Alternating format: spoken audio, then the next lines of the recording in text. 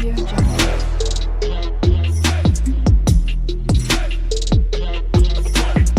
Audio Jungle.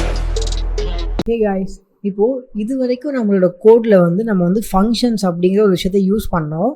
But ஃபங்க்ஷன்னா என்ன, அதை எப்படி உருவாக்கலாம், அது எதுக்கு யூஸ் ஆகுது அப்படின்னு சொல்லிட்டு நமக்கு எதுவுமே தெரியாது.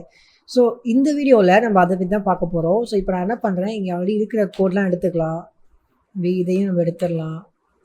ஸோ இப்போ இது நமக்கு இதெல்லாம் தேவைப்படாது, மேபி இங்கேயும் இப்படி பண்ணிக்கலாம். ஓகே, ஸோ ஒரு பேசிக்கான ஒரு கோடு இது.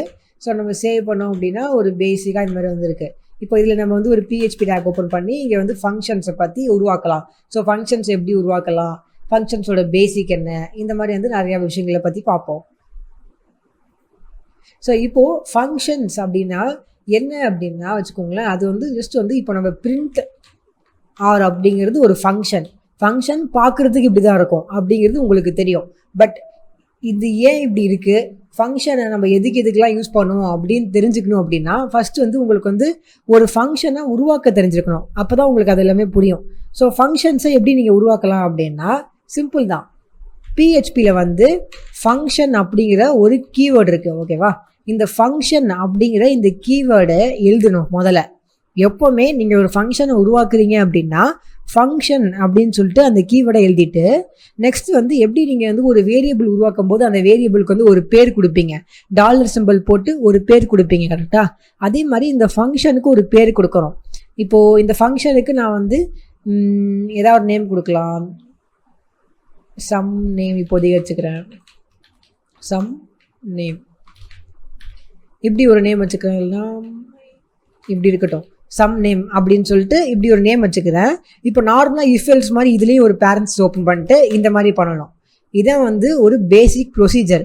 ஸோ இப்போ நம்ம என்ன பண்ணியிருக்கோம் அப்படின்னா சம் நேம் அப்படிங்கிற ஒரு பேரில் ஒரு ஃபங்க்ஷனை நம்ம டிஃபைன் பண்ணியிருக்கோம். ஓகேவா, இப்போ ஏன் இந்த பேரண்ட்ஸ் வருது, இங்கே இஃபெல் ஸ்டேட்மெண்ட் மாதிரி ஏதாச்சும் ஒரு ஸ்டேட்மெண்ட் இந்த இடத்துல போடுவோமா, அதெல்லாம் இங்கே கிடையாது. ஃபங்க்ஷனில் அந்த மாதிரி ஸ்டேட்மெண்ட்லாம் நம்ம போட போகிறதில்ல. பட் ஏன் இருக்குது அப்படின்னு உங்களுக்கு கேட்கலாம், அதெல்லாம் அடுத்தடுத்து நம்ம பார்ப்போம்.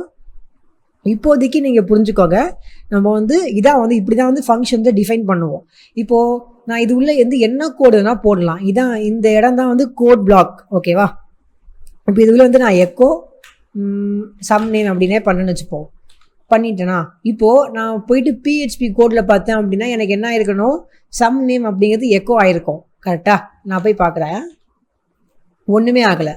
இன்ஸ்பெக்ட் பண்ணி பார்த்தாலும் பிளாங்காக தான் இருக்குது. ஏன் அப்படின்னா இப்போது நம்ம இங்கே என்ன பண்ணியிருக்கோம் அப்படின்னா சம் நேம் அப்படின்னு சொல்லிட்டு ஒரு ஃபங்க்ஷனை டிஃபைன் பண்ணியிருக்கோம், அவ்வளோதான். இது நம்ம ஜஸ்ட் டிஃபைன் பண்ணுறோம், சம் நேம் அப்படின்னு சொல்லிட்டு டிஃபைன் தான் பண்ணுறோமே தவிர இதை நம்ம யூஸ் பண்ணதே இல்லை. ஓகேவா, ஸோ நார்மலாக இப்போ நம்ம எப்படி இதை யூஸ் பண்ணலாம் அப்படின்னா கீழே போயிட்டு சம் நேம் அப்படிங்கிற அந்த ஃபங்க்ஷனை யூஸ் பண்ணணும். நம்ம இந்த மாதிரி இப்படி நம்ம யூஸ் பண்ணாதான் இப்போ என்ன ஆகும், மேலேருந்து PHP கோடு ஒர்க் ஆகும்ல, ரன் ஆகும்போது இந்த சம் நேம் அப்படிங்கிற ஃபங்க்ஷன் டிஃபைன் ஆயிரும். அவ்வளோதான், டிஃபைன் மட்டும்தான் ஆகும். எப்படி ஒரு வேரியபிள் டிஃபைன் ஆகுதோ அந்த மாதிரி டிஃபைன் ஆயிரும். டிஃபைன் ஆகிட்டு யூஸ்லாம் ஆகாது. அதுக்கப்புறம் கீழே வரும், இங்கே சம் நேம் அப்படின்னு சொல்லிட்டு நம்ம இந்த மாதிரி பேரண்ட்ஸ் ஓப்பன் பண்ணி க்ளோஸ் பண்ணியிருக்காங்கல்ல. இப்போ PHPக்கு தெரியும் இது ஒரு ஃபங்க்ஷன் அப்படின்னு சொல்லிட்டு. ஸோ அது என்ன பண்ணும், மறுபடியும் மேலே போகும். மேலே போய் சம் நேம் அப்படிங்கிற ஃபங்க்ஷன் அப்படிங்கிற நேமில் ஏதாச்சும் ஒரு ஃபங்க்ஷன் இருக்கான்னு பார்க்கும். அப்படி ஒரு ஃபங்க்ஷன் இருந்துச்சு அப்படின்னா இது உள்ள என்ன கோடு இருக்கோ அதை இந்த லைனில் அப்படியே ரன் பண்ணும். இப்போ நான் சேவ் பண்ணேன் அப்படின்னா சம் நேம் அப்படின்னு இருக்கு. இப்போது இதை நீங்கள் எப்படி வேணால் பண்ணலாம். இப்போது இங்கே நான் ஒரு பட்டன் கூட வச்சுக்கலாம். இப்போ இங்கே ஒரு பட்டன் இருக்குன்னு வச்சுப்போம், பட்டன் இருக்கா. இப்போ இது உள்ள நான் PHP கோட் ரன் பண்ணி இந்த சம் நேம் அப்படிங்கிற இந்த ஃபங்க்ஷனை ரன் பண்ணேன் அப்படின்னா இப்போ எனக்கு பாருங்கள் சம் நேம் அப்படிங்கிற இந்த பட்டன் வந்திருக்கு. ஓகேவா, ஸோ பேசிக்காக இப்படிதான் பண்ணுவாங்க. ஸோ இதான் ஒரு ஃபங்க்ஷன் பண்ணுற ஜாப். ஸோ இந்த பேசிக்காக இந்த ஃபங்க்ஷன் அப்படிங்கிறது என்ன அப்படின்னா மேலே டிஃபைன் ஆகிருக்கும், அதை கீழே நம்ம எப்போ வேணால் யூஸ் பண்ணிக்கலாம். மேபி இது என்ன மாதிரி ஒரு கோடு கூட இருக்கலாம். எக்ஸாம்பிளுக்கு 5+10 5+10 இப்படி இருக்கலாம். இது ஏன் அப்படின்னு வச்சுக்கோங்களேன், இப்போது நமக்கு சில ப்ராசஸை பார்த்தீங்க அப்படின்னா மறுபடியும் யூஸ் பண்ணுற மாதிரி ஒரு சுச்சுவேஷன்ஸ் வரும். அந்த மாதிரி டைமில் இது யூஸ் ஆகும். இப்போ நான் சேவ் பண்ணிட்டு போய் பார்த்தேன் அப்படின்னா 15 ஆகுதா, இந்த ஃபங்க்ஷனை நான் எத்தனை வாட்டி வேணால் காப்பி பண்ணி எத்தனை வாட்டி வேணால் ரன் பண்ணலாம். பார்த்தீங்கன்னா ரன் ஆகுது. ஸோ இப்போ உங்களுக்கு வந்து இந்த ஃபங்க்ஷனோட இன்னும் வந்து இன்டெப்த்தான கான்செப்ட் உங்களுக்கு புரியல, உங்களுக்கு கரெக்டாக புரிஞ்சிருக்காது. ஸோ அதனால் இன்னும் நான் வந்து கிளியராக எக்ஸ்பிளைன் பண்ணுறேன். இப்போது நம்ம இந்த பிரிண்ட் ஆர் அப்படிங்கிற ஒரு ஃபங்க்ஷன் யூஸ் பண்ணுறோம் கரெக்டாக. இந்த ஃபங்க்ஷனில் நம்ம உள்ளே வந்து ஒரு விஷயத்தை போட முடியுது கரெக்டாக. உள்ளே வந்து நம்ம ஒரு அரேவை வந்து இதில் போட முடியுது. நம்ம எப்படி ஒரு அரே வந்து இதில் வந்து போடுறோம்ல இந்த இடத்துல, இந்த மாதிரி நம்மளால் போட முடியுது கரெக்டாக. ஸோ இதை எப்படி பண்ணுறாங்க அப்படின்னா இதுக்கு பேர் தான் வந்து பேராமீட்டர்ஸ் அப்படின்னு சொல்லுவாங்க. எப்படி அப்படின்னா முன்னாடியே வந்து இந்த ப்ரோக்ராமர்ஸ் வந்து என்ன பண்ணுவாங்க, ஃபங்க்ஷன் டிஃபைன் பண்ணுறாங்கல்ல. இப்போது எப்படி வந்து நம்ம இந்த ஃபங்க்ஷனை டிஃபைன் பண்ணோமோ அதே மாதிரி இந்த பிரிண்ட் ஆர் அப்படிங்கிறது ஒரு ஃபங்க்ஷன் தானே. இதையும் வந்து பிஹெச்பி உருவாக்குனாங்க வந்து இந்த மாதிரி தான் டிஃபைன் பண்ணி வச்சுருப்பாங்க. பட் அவங்க டிஃபைன் பண்ணும்போது எம்டியாக டிஃபைன் பண்ணாமல் இது உள்ளே வந்து ஒரு விஷயத்த இந்த ஃபங்க்ஷன் வந்து எக்ஸ்பெக்ட் பண்ணுற மாதிரி டிஃபைன் பண்ணியிருப்பாங்க. ஓகேவா. ஸோ அதே மாதிரி நம்ம டிஃபைன் பண்ணோம் அப்படின்னா நம்மளும் வந்து இந்த இடத்துல வந்து உள்ளே வந்து ஏதாச்சும் ஒன்று வாங்கலாம், வாங்கிட்டு அதை வச்சு என்ன வேணால் பண்ணலாம். ஓகேவா. ஸோ இப்போ இது உள்ளே வந்து நான் வந்து இப்போது எக்ஸாம்பிளுக்கு அஸ்வின் அப்படின்னு கொடுத்தேன் அப்படின்னா இப்போ நான் கொடுத்தேன் அப்படின்னா எனக்கு வந்து ஒன்றுமே ஆகலை. பிகாஸ் இந்த ஃபங்க்ஷன் வந்து எதையுமே ஒரு எக்ஸ்பெக்ட் பண்ணலை, அதனால எதுவுமே ஆகலை. ஸோ இப்போ நம்ம எப்படி எக்ஸ்பெக்ட் பண்ண வைக்கலாம் அப்படின்னா இந்த இடத்துல போயிட்டு நீங்கள் வந்து ஏதாவது ஒரு வேரியபிள் போடணும். ஏதாச்சும் ஒரு வேரியபிள், இப்போ எக்ஸாம்பிளுக்கு நேம் அப்படின்னு கொடுக்குறேன், இது வந்து ஒரு வேரியபிள். ஓகேவா. ஸோ இப்போ என்ன நடக்கும் அப்படின்னு பார்த்துக்கிட்டிங்க அப்படின்னா யாராச்சும் வந்து சம் நேம் அப்படின்னு சொல்லிட்டு இந்த ஃபங்க்ஷனை கூப்பிட்டாங்க அப்படின்னா இப்போ நான் இதை பிளாங்காக கூப்பிட்டாங்க அப்படின்னா எரர் வரும் பாருங்களேன். எரர் வருது பிகாஸ் வந்து இது உள்ள வந்து நம்ம வந்து நேம் அப்படிங்கிற ஒரு விஷயத்தை எக்ஸ்பெக்ட் பண்ணு அப்படின்னு சொல்லியிருக்கோம் கரெக்டாக. அதனால பிளாங்காக கூப்பிட்டா எரர் வரும். ஸோ யூசர் என்ன பண்ணும், வேறு வழியே இல்லாமல் இது உள்ள வந்து ஏதாச்சும் ஒரு வேல்யூவை போட்டே ஆகணும். ஸோ இப்போ அவங்க அந்த வேல்யூ போடுறாங்கல்ல அது என்ன ஆகும் அப்படின்னா இப்போ சிம்பிளாக என்ன ஆகும்னா நேம் ஈக்குவல் டு அஸ்வின் அப்படின்னு சொல்லி டிஃபைன் ஆகிக்கும், ஒரு வேரியபிள் டிக்ளேர் பண்ணுற மாதிரி. இப்போ இது உள்ள வந்து ஃப்ராங்கின்னு இருந்துச்சு அப்படின்னா என்ன இருந்தாலும் சரி, இப்போ இது உள்ள வந்து ஃப்ராங்கின்னு இருக்குன்னு வச்சுப்போம். இப்போது நேம் ஈக்குவல் டு ஃப்ராங்கி அப்படின்னு சொல்லிட்டு டிக்ளேர் ஆகிடும். ஸோ டிக்ளேர் ஆனப்புறம் நம்ம என்ன பண்ணிக்கலாம், இதை வந்து இப்போ நம்ம வந்து யூஸ் பண்ணலாம். சிம்பிளாக எக்கோ $நேம் அப்படின்னு நான் போட்டேன் அப்படின்னா இப்போ என்ன நடக்கும், இந்த அஸ்வினுங்கிறது வந்து இங்கே வந்து டிக்ளேர் ஆகிடும் கரெக்டாக. டிக்ளேர் ஆன அப்புறம் இந்த நேமை வந்து நம்ம இங்கே எக்கோ பண்ணுறோம். ஜஸ்ட் வந்து ஒரு வேரியபிள் வந்து டிக்ளேர் ஆகுது. ஓகேவா. பட் அது கொஞ்சம் டிஃப்ரெண்ட்டாக டிக்ளேர் ஆகுது, அவ்வளோதான். இப்போது இதை வந்து நம்ம இங்கே எக்கோ பண்ணோம் அப்படின்னா ரெஃப்ரெஷ் பண்ணோன்னா அஸ்வின்னு வருது. ஸோ இந்த மாதிரி எப்படி பண்ணுவாங்க அப்படின்னா இந்த மாதிரி இருக்கும், நிறைய சுச்சுவேஷனில் இந்த மாதிரி பண்ணுவாங்க. ஹாய் ஒரு டாட் போட்டுட்டு சேவ் பண்ணுவாங்க. ஸோ இப்போ வந்து ஹாய் அஸ்வின் வரும். நீங்கள் கொஞ்சம் ஸ்பேஸ் விட்டோம் அப்படின்னா இப்படி இருக்குமா. இப்போ என்ன பண்ணுவாங்க, இப்போ வந்து இந்த மாதிரி ஒரு ஃபங்க்ஷனாக நாம் வந்து டிஃபைன் பண்ணி வச்சுருக்கோம்ல, இப்போது நமக்கு வந்து நம்மளோட ஜாப் வந்து ஈஸி ஆகிடுச்சு. இப்போது நீங்கள் வந்து ஹாய் வேறு ஏதாச்சும் ஒரு நேம் டிஃபைன் பண்ணணும்னு நினைக்கிறீங்க, இப்போ ஹாய் சிவா அப்படின்னு பண்ணணும்னு நினைக்கிறீங்கன்னா நீங்கள் என்ன பண்ணலாம், இந்த இடத்துல போய் ஹாய் சிவா அப்படின்னு போட்டிங்க அப்படின்னா சிம்பிளாக ஹாய் சிவா அப்படின்னு வந்துடும். ஸோ நீங்கள் வந்து இந்த கோடை வந்து ஒரு வாட்டி பண்ணால் போதும், ஒரே ஒரு வாட்டி நீங்கள் வந்து லைஃப் டைமில் இந்த கோடை வந்து ஒரு டைம் டிஃபைன் பண்ணால் போதும். அதுக்கப்புறம் நீங்கள் வந்து என்ன வேணால் பண்ணலாம். இப்போ நம்ம இந்த பிரிண்ட் ஆர் அப்படிங்கிற இந்த ஒரு ஃபங்க்ஷன் யூஸ் பண்ணுறோம்ல, இது என்ன பண்ணுது, நம்ம இது உள்ளே வந்து ஒரு அரேஸ் கொடுத்தோம் அப்படின்னா அந்த அரே வந்து டோட்டலாக வந்து பிரிண்ட் பண்ணுது. இப்போ அது வந்து பேசிக்காக வந்து நம்மளால் பண்ணிக்க முடியாது. அதுக்கு வந்து அந்த பிஹெச்பி கண்டுபிடிச்சவங்க வந்து ஒரு பெரிய ஃபங்க்ஷன் எழுதி அந்த ஃபங்க்ஷன் உள்ள வந்து பக்கமாக வந்து ஸ்கிரிப்ட் எழுதியிருப்பாங்க. எப்படி அப்படின்னா இப்போ நான் வந்து ஒரு பேசிக்காக வந்து ஒரு 2 நம்பரை ஆட் பண்ணுற மாதிரி ஒரு ஃபங்க்ஷனை உங்களுக்கு எழுதி காட்டுறேன். எப்படி அப்படின்னா இப்போ நம்ம எப்பவுமே என்ன பண்ணுவோம், எக்கோ போட்டு 5 + 5 அப்படின்னு போட்டால் தான் நம்மளால் வந்து 10 அப்படிங்கிற இந்த ஆன்சர் நமக்கு வரும் கரெக்டாக. இப்போதைக்கு நான் இதை கமெண்ட் பண்ணிடுறேன், 10 அப்படிங்கிற ஆன்சர் வரும்.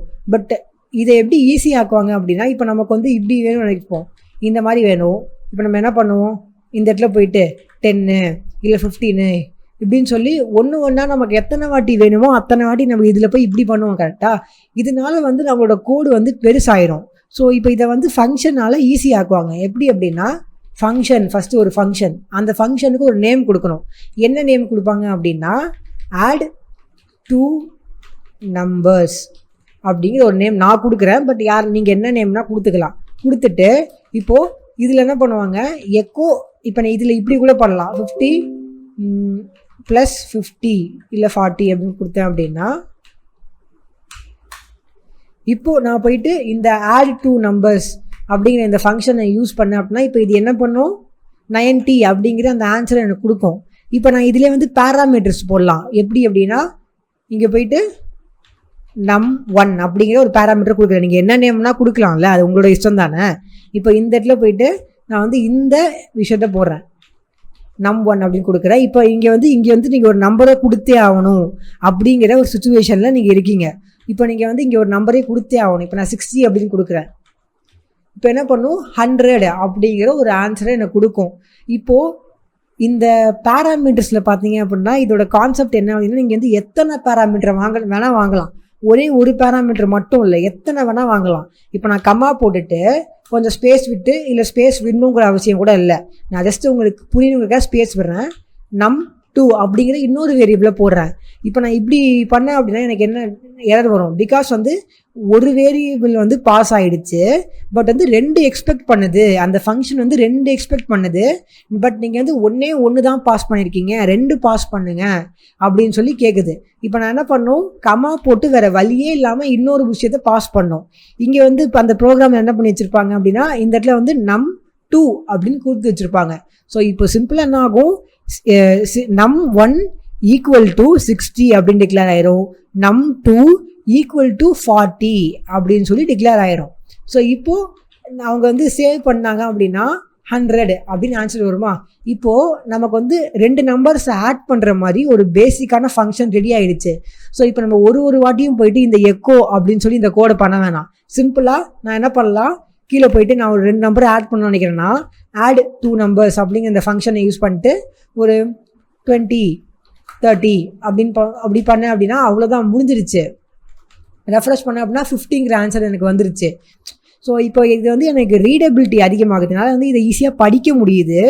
இப்போது இந்த ப்ரோக்ராமிங் தெரியாதவங்களுக்குலாம் வச்சுக்கோங்களேன், இப்போ ப்ரோக்ராமிங்கு இல்லை பேசிக்ஸ், இப்போ நம்மள மாதிரி வந்து பேசிக்ஸ் மட்டும் கற்றுக்கிட்டு இருக்கவங்களுக்கு வந்து இந்த மாதிரி ஒரு ஃபங்க்ஷன் கொடுக்குறீங்க அப்படின்னா உங்களுக்கு எவ்வளோ யூஸ்ஃபுல்லாக இருக்கும். add 2 numbers அப்படின்னு சொல்லி போட்டுட்டு இது உள்ள 2 போட்டோம் அப்படின்னா அதுவே ஆட் பண்ணி நமக்கு ஆன்சர் கொடுத்துரும் அப்படின்னு இருக்கிறது எவ்வளோ ஈஸியாக இருக்கும். இப்போ அதே தான் நமக்கும், நம்ம வந்து printer அப்படின்னு யூஸ் பண்ணுறோமா. இப்போ இது உள்ள வந்து அவங்க அந்த ஃபங்க்ஷனை டிஃபைன் பண்ணுறவங்க எவ்வளவோ கோடு லைனில் பக்கமாக கூட கோடு எழுதியிருப்பாங்க. பட் நம்ம printer அப்படின்னு போட்டு ஒரு வேரியபிள் அது உள்ளே போட்டோம் அப்படின்னா, ஒரு அரே போட்டோம் அப்படின்னா அந்த அரேவை வந்து அதை பிரிண்ட் பண்ணிடுது சிம்பிளாக. ஸோ இந்த இதை வந்து பிரிண்ட் பண்ணுறதுக்கு அவங்க வந்து லூப் பண்ணியிருப்பாங்க, என்னென்னமோ பண்ணியிருப்பாங்க, கரெக்டாக. ஸோ அந்த மாதிரி ஒரு விஷயத்தை வந்து ஈஸி ஆக்குறதுக்கும் ரீடபிலிட்டி ஆக்குறதுக்கு தான் இதை யூஸ் பண்ணிப்பாங்க. ஓகேவா. ஸோ இப்போ இந்த add 2 numbers நம்ம ஒரு வாட்டி தான் டிஃபைன் பண்ணோம், பட் அதை நம்ம எத்தனை வாட்டியெல்லாம் நம்ம கோடில் வந்து நம்ம யூஸ் பண்ணிக்கலாம், கரெக்டாக. ஈவன் இதை நீங்கள் வந்து எப்படி பண்ணலாம் அப்படின்னா இந்த மாதிரி கூட பண்ணலாம். இப்போது num1 ஒரு வேரியபிள் = 15 போடுறேன். ஓகேவா. இப்போது இங்கே வந்து நான் num1 அப்படிங்கிறத யூஸ் பண்ணலாம். இப்போ என்ன ஆகும், இந்த கோடு எக்ஸிக்யூட் ஆகும்போது num1 = num1ல் என்ன வேல்யூ இருக்கோ அது வந்து டிக்ளேர் ஆயிரும். ஸோ இப்போ நமக்கு வந்து 90 அப்படின்னு ஆன்சர் வருதா. ஸோ அவ்வளோதான், ரொம்ப வந்து ஒரு பேசிக்கான விஷயந்தான். ஃபங்க்ஷன்ஸ் வந்து நிறைய இடத்துல யூஸ் பண்ணுவாங்க. ஓகேவா. ஸோ அதை வந்து நமக்கு ஈஸியாக புரிஞ்சுக்கிறதுக்கு இதான் ஒரு பேசிக்கான ஃபங்க்ஷனு. நம்ம அடுத்தடுத்த வீடியோவில் வந்து நம்ம இன்னும் நிறையா ஃபங்க்ஷன்ஸ் யூஸ் பண்ணலாம். அந்த டைமில் உங்களுக்கு வந்து ஃபங்க்ஷன்ஸ் பற்றி ஃபுல்லாக கிளியர் ஆயிடும். ஸோ இப்போ இந்த வீடியோவில் பார்த்தது ஒரு பேசிக் எக்ஸாம்பிள். ஓகேவா.